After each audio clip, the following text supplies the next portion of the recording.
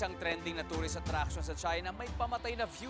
Pero hindi uupra dito ang matatakotin. Kaya tuklasin kung bakit bawal ang mahina ang loob sa destination with a killer view, ang Buddha's Hand. Nag-viral na tourist spot sa China. Nasa tuktok ng bundok. At nasa gilid ng mataas na bangin. Ito ang Buddha's Hand sa Gulong Mountain ng Guangdong Province sa China. Dinadagsa ito ng mga turistang mahilig sa outdoor exploration at malalakas ang loob, gaya na lang ng kababayan nating si Emma Genilia, na isang overseas Filipino worker o OFW na nagtatrabaho sa Hong Kong. Napakaganda po doon at mamamangha ka po doon sa ganda ng kalidad. Ang malaking bato na ito na hugis kamay ay parang bagong mukhang lotus flower.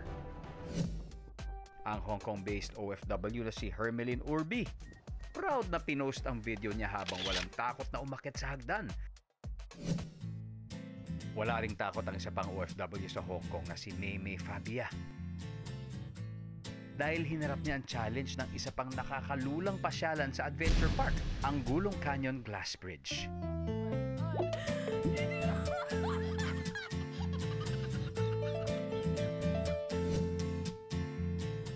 Ang kababayan nating OFW sa Hong Kong, ilang taon nang nagbabanat ng buto para sa pamilya.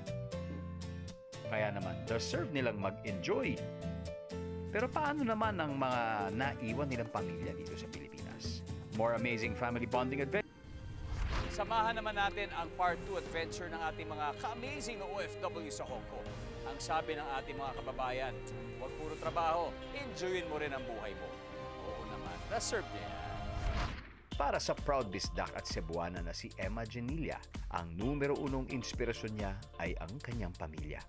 Ako po ay isang OFW dito sa Hong Kong dahil sa kagustuhan ko po na mabigyan ng magandang buhay at makulay na future ang anak ko at ang pamilya ko.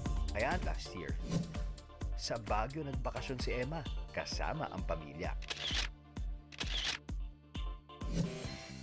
Pag umuwi naman sa Pilipinas, iba naman ang trip ni Maymay Fabia. Pagti-TikTok kasama ang mga pamangkin at 3 kapatid niya.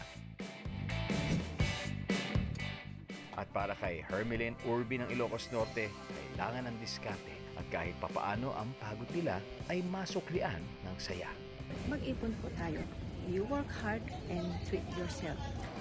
Enjoy your next adventures dahil deserve nyo yan, mga kababayan.